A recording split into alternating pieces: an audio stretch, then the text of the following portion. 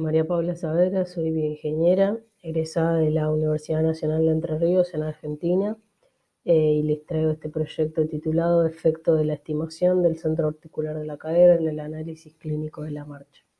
Esto es parte de un proyecto llevado a cabo en el Laboratorio de Investigación en Movimiento Humano de la Universidad Nacional de Entre Ríos, con la colaboración de FLENI, que es un importante instituto de rehabilitación acá en Argentina. La presentación contará con 5 bloques. En la introducción se abordará el porqué de la problemática estudiada, análisis clínico de la marcha, donde se describirán generalidades acerca de esto, uno de los 2 grandes enfoques para la estimación del centro articular de la cadera, que son los enfoques predictivos, los resultados obtenidos y las conclusiones. Para comenzar con la introducción, vamos a describir la problemática.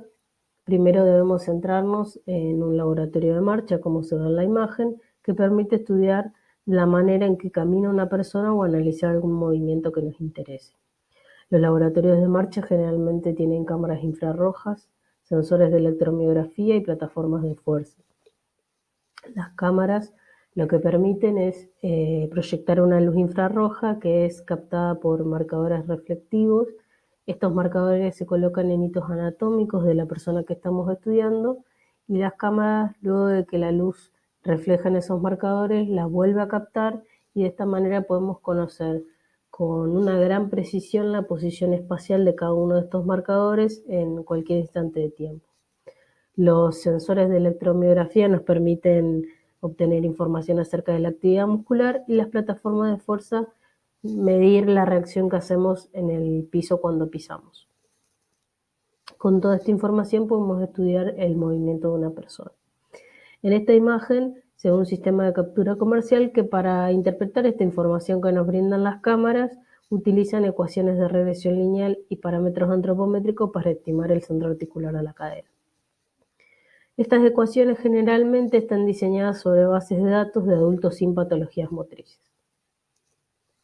Cuando analizamos personas con patologías motrices, como se ve en la imagen, al estimar los centros articulares, estas ecuaciones de regresión lineal que utilizan los sistemas de capturas comerciales pueden ocasionar errores.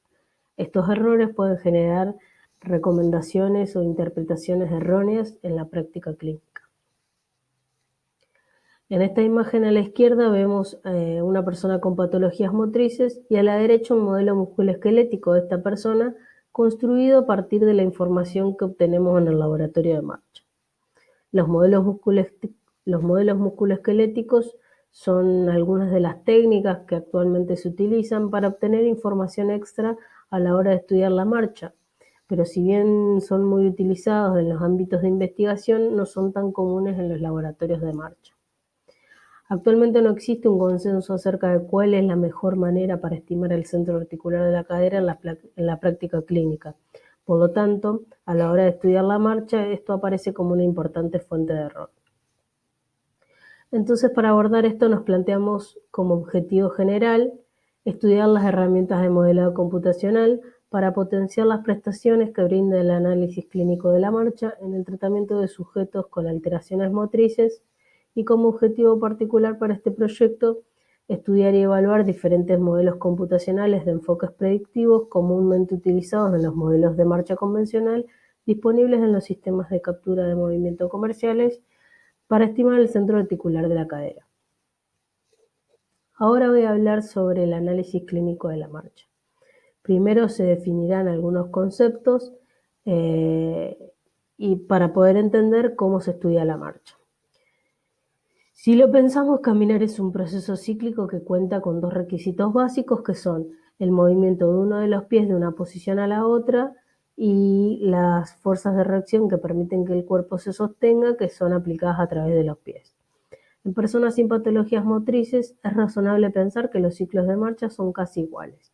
Esto nos permite que nos quedemos con un solo ciclo y en función de ese ciclo de la marcha podamos estudiar cómo camina una persona.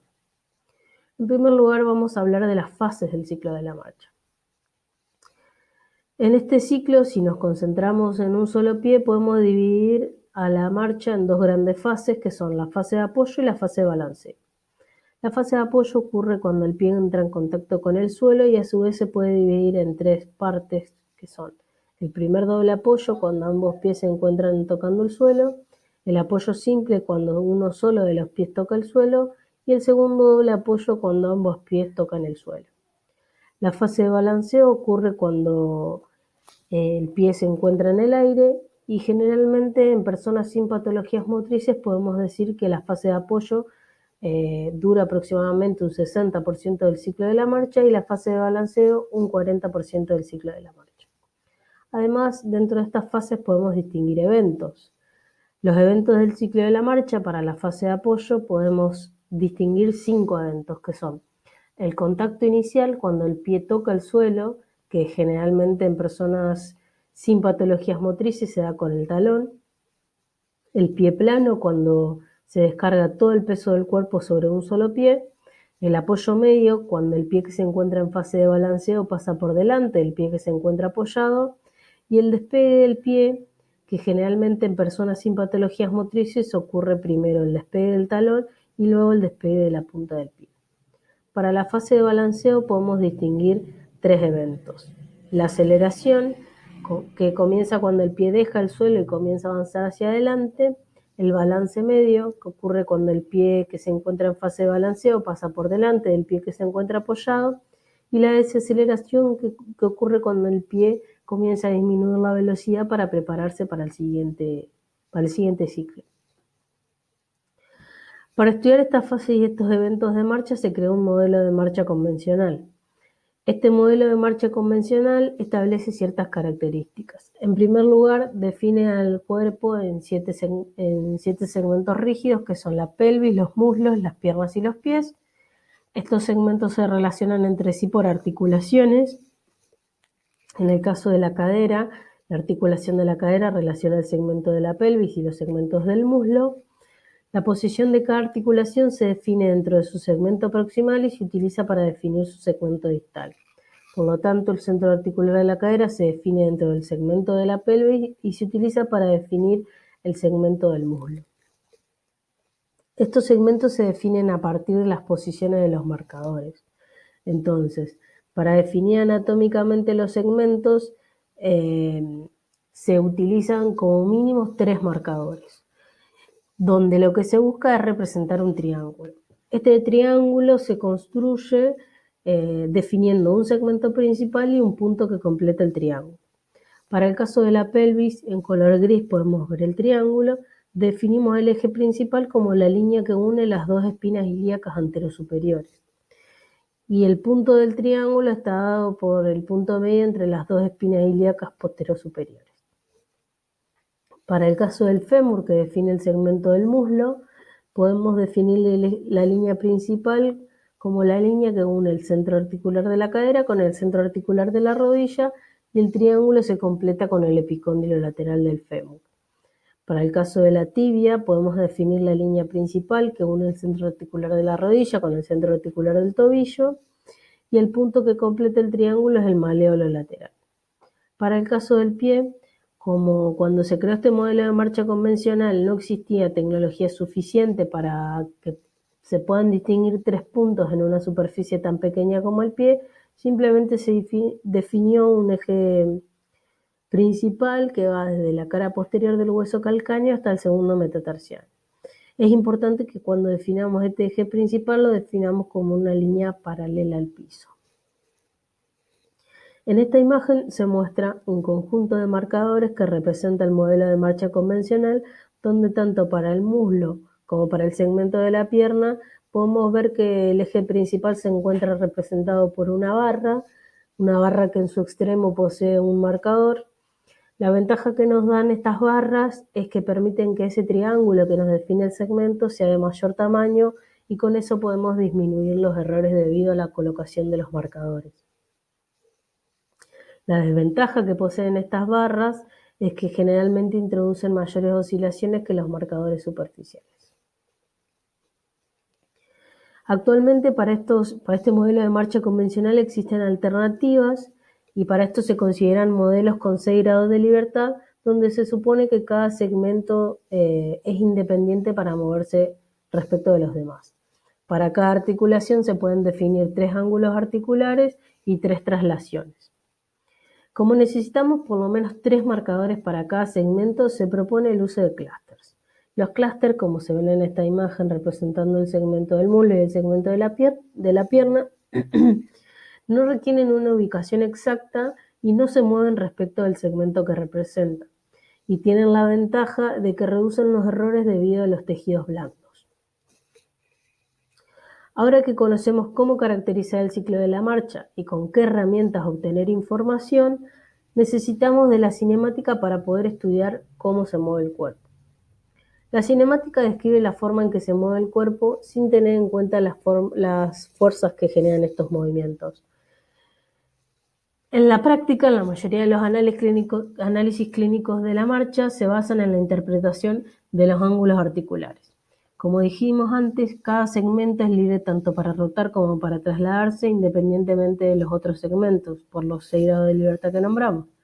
Entonces, además, sabiendo que los ángulos articulares se definen como una rotación del segmento distal con respecto al segmento proximal, en el caso de la cadera sería la rotación del segmento del muslo respecto al segmento de la pelvis, podemos definir que la flexión-extensión de la cadera va a ser una rotación alrededor del eje Z1, la abducción-aducción de la cadera va a ser una rotación alrededor del eje Y1, y la rotación interna-externa va a ser una rotación alrededor del eje X1. Cabe destacar que en esta imagen en letras mayúsculas lo que se observan son las coordenadas globales que corresponden al laboratorio, y en letras minúsculas podemos ver las coordenadas locales tanto para el segmento de la pelvis, como para el segmento del muslo. Ahora, además de la cinemática, necesitamos de la dinámica para estudiar el movimiento del cuerpo. Los momentos netos articulares en el análisis de la marcha son ejercidos por las estructuras internas, estos músculos internos generan fuerzas, y estas fuerzas mueven las articulaciones.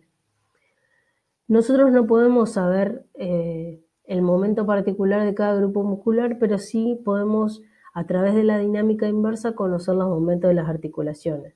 Nosotros, a través de conocer la reacción que hace el pie cuando se apoya en el piso, podemos conocer los momentos, y en función de la dinámica inversa vamos subiendo hasta encontrar todos los momentos articulares.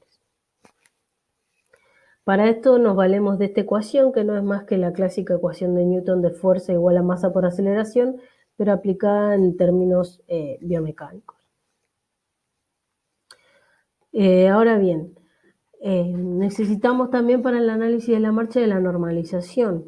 ¿Por qué? Porque cuando tenemos la reacción que hace en una plataforma de fuerza un hombre de 70 kilos con un nene de 30 kilos, esas dos medidas no pueden ser comparadas entre sí. Entonces, como en el análisis de marcha se utilizan sujetos con una gran variedad de dimensiones corporales y de masa, para poder comparar la información entre estos sujetos lo que necesitamos es normalizar los parámetros. Generalmente en la marcha se utilizan parámetros normalizados de masa, distancia y longitud, y tiempo, perdón. Muy bien. Entonces hasta acá hablamos de cuál es la problemática y de qué es el análisis de marcha y cómo la estudiamos. Ahora lo que vamos a hablar de uno de los grandes enfoques que existen para estimar el centro articular de la cadera, que son los enfoques predictivos. Primero voy a describir la generalidad de este tipo de enfoques y después los métodos que se abordaron en este trabajo. Los métodos predictivos son aquellos que estiman el centro articular de la cadera a partir de ecuaciones de regresión lineal y de parámetros antropométricos. En general, estos parámetros antropométricos son el ancho de la pelvis, la profundidad de la pelvis, la longitud de las piernas, etc. Para constatar qué tan buenas o malas resultan las estimaciones del centro articular de la cadera, se lo comparan con imágenes de rayos X, con imágenes de resonancia magnética, ultrasonido 3D, etc. Estas ecuaciones de regresión lineal que dijimos que se utilizan para estimar el centro articular de la cadera, se construyen a través de obtener ciertos factores a partir de estudios de poblaciones de personas adultas sin patologías motrices o de estudios cadavéricos. Uno de los errores más frecuentes de este tipo de métodos son la ubicación de los hitos anatómicos para la colocación de los marcadores. Esto puede ser ya sea porque la persona tenga algún tipo de deformidad ósea o el caso por ejemplo, de la ubicación de la espina ilíaca anterosuperior para personas obesas. Otro de los errores generalmente involucrados son las mediciones antropométricas de los valores requeridos para las ecuaciones, ya que no es lo mismo medir la longitud de la pierna para una persona que para otra persona, no es lo mismo que la mida un operario que otro operario, son medidas muy subjetivas. Y otro de los errores son las incertidumbres propias que acarrean la regresión. Entre los distintos métodos predictivos, primero voy a hablar sobre el método propuesto por Bell y colaboradores en 1990. Ellos lo que hicieron fue estudiar a 7 hombres adultos y sanos. Le colocaron marcadores en las espinas ilíacas anterosuperiores, entre las espinas ilíacas posterosuperiores, el trocánter mayor del fémur y el epicóndilo lateral del fémur. Le pidieron a estos sujetos que hagan 3 repeticiones de movimiento de flexión y extensión de la cadera y que realicen trotes. Con la información que recopilaron, estimaron el centro articular de la cadera y para saber qué tan bueno era ese resultado, lo compararon con imágenes de rayos X. Las diferencias que obtuvieron entre las estimaciones y las imágenes de rayos X eran entre 2 centímetros y 4 centímetros, que para la época eran bastantes buenos resultados, digamos. Entonces, a partir de esto propusieron estas 2 ecuaciones para la estimación de la cadera derecha y para la estimación de la cadera izquierda. Otro de los métodos propuestos fue el de Davis y colaboradores, en 1991. Davis y sus colaboradores no solo propusieron una manera de estimar el centro articular de la cadera, sino que ellos propusieron un protocolo completo de análisis de marcha. Ese protocolo hoy en día es muy utilizado y generalmente en todos los lugares que se estudia análisis de marcha, o se hace algún análisis de marcha, los protocolos están basados en Davis. Ellos diseñaron un protocolo que consistía en la grabación de un video convencional antes del examen. Esto consiste en grabar con una cámara común al sujeto de prueba caminando de frente, de costado, de espalda, trotando, en puntas de pie, toda la información posible para que las personas que después tienen que estudiar a ese sujeto tengan la mayor cantidad de información. Luego se le hacía una evaluación física y la medición de los parámetros antropométricos. En este caso lo que se hacía era medir la altura, la longitud de la pierna, el ancho de la pelvis, etc. Luego se le colocaban los marcadores, se le hacía una calibración estática que consiste en mantenerse de pie y erguido, quieto durante algunos segundos, y luego se le hacían pruebas de movimiento, además de una evaluación de electromiografía.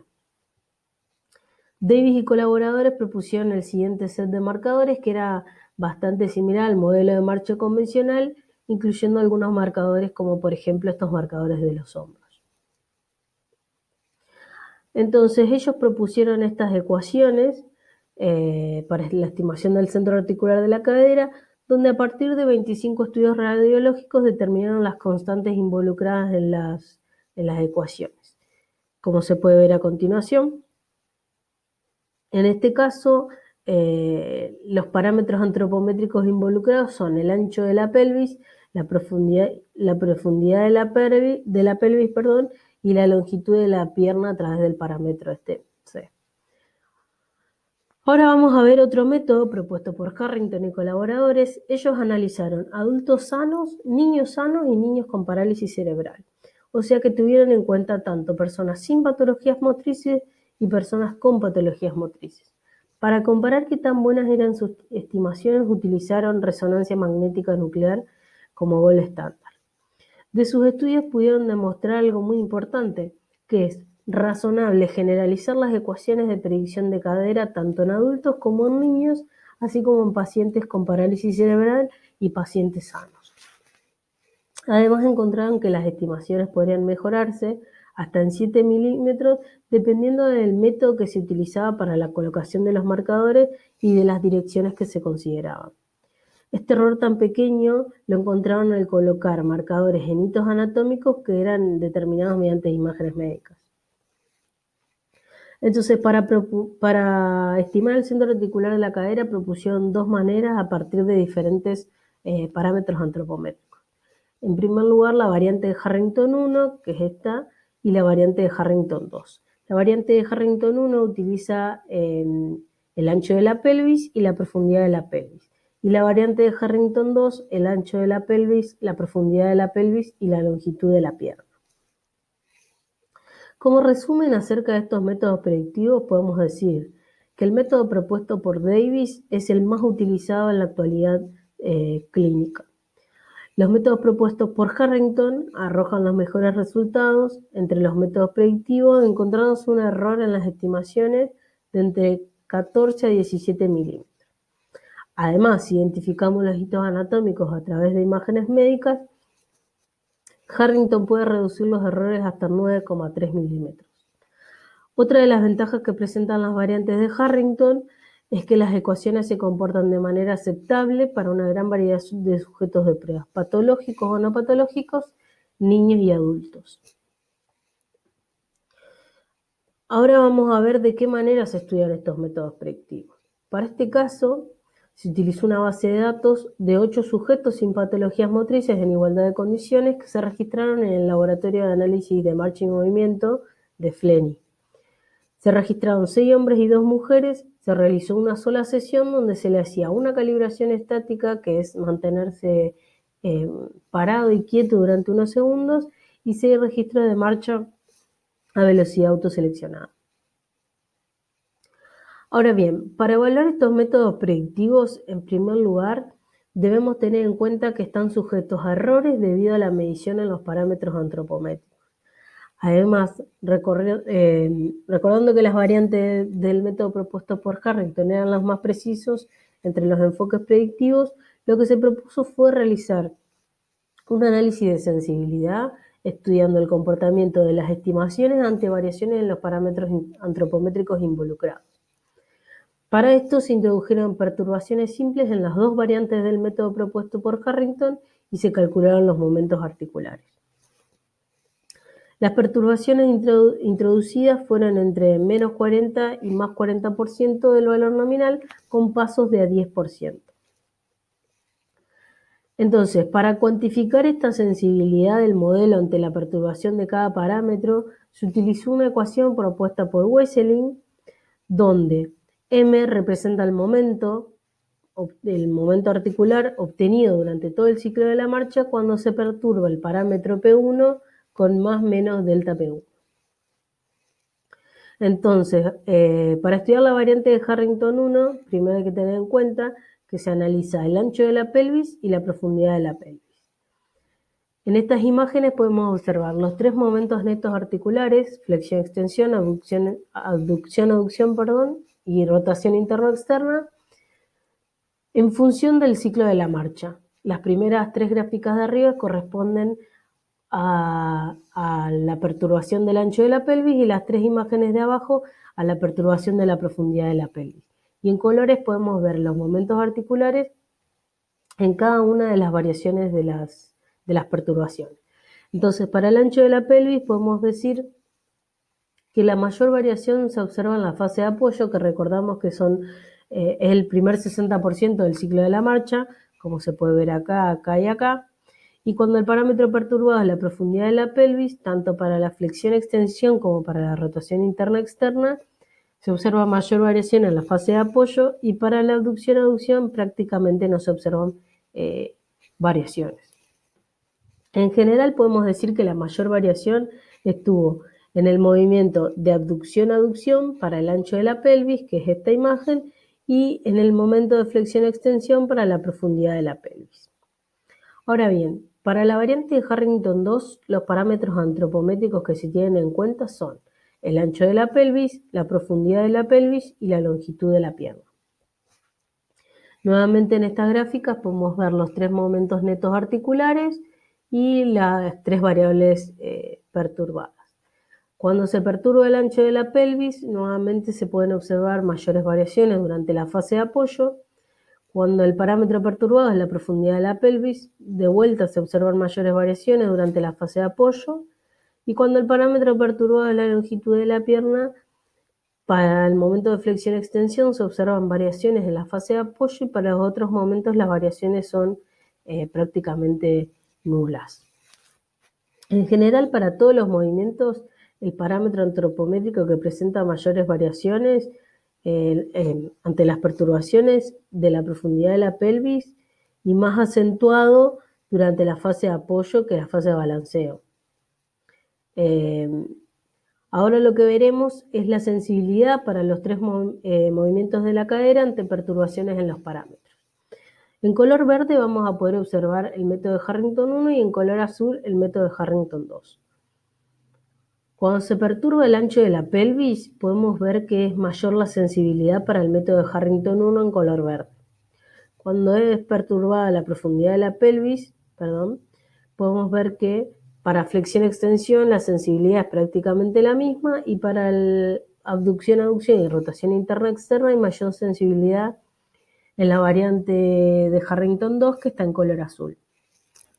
Para la longitud de la pierna solo se observa la variable de Harrington 2 porque recordemos que Harrington 1 no utiliza este parámetro antropométrico, donde podemos ver que se ve la mayor sensibilidad ante la flexión-extensión.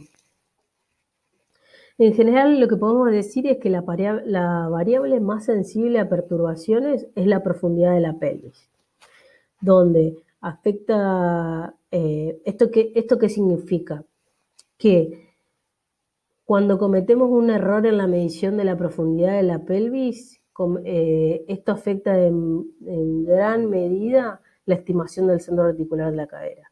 Si cometemos un error en la medición de otro de los parámetros antropométricos, esto no afectaría tanto la estimación del centro reticular de la cadera. Muy bien, como conclusiones, para el objetivo particular, que era estudiar y evaluar diferentes modelos computacionales de enfoques predictivos utilizados en los modelos de marcha convencional, podemos decir que se evaluaron los siguientes métodos. El método propuesto por Bell y colaboradores, el método propuesto por Davy y los dos métodos propuestos por Harrington. Y además se estudió el error ante variaciones en los parámetros antropométricos implicados en las ecuaciones de regresión a partir de un análisis de sensibilidad. También podemos decir que el método de Harrington 1 presenta mayor sensibilidad a variaciones en el ancho de la pelvis. El método de Harrington 2 presenta mayor sensibilidad a variaciones en la profundidad de la pelvis. Y la variable antropométrica más sensible es la profundidad de la pelvis y la menos sensible es la longitud de la pierna. Por lo tanto, para la práctica clínica, Harrington 1 es la variante que se recomienda utilizar. Bueno, esto fue todo, muchas gracias. Si tienen alguna pregunta, dejo mi correo electrónico y además parte de este proyecto fue también estudiar los enfoques funcionales para la estimación del centro reticular de la cadera, así como los enfoques predictivos. Así que cualquier persona que esté interesada en conocer más o que se haya quedado con alguna duda o tenga alguna consulta, los invito a que me manden un mail y les agradezco por escuchar y por su tiempo.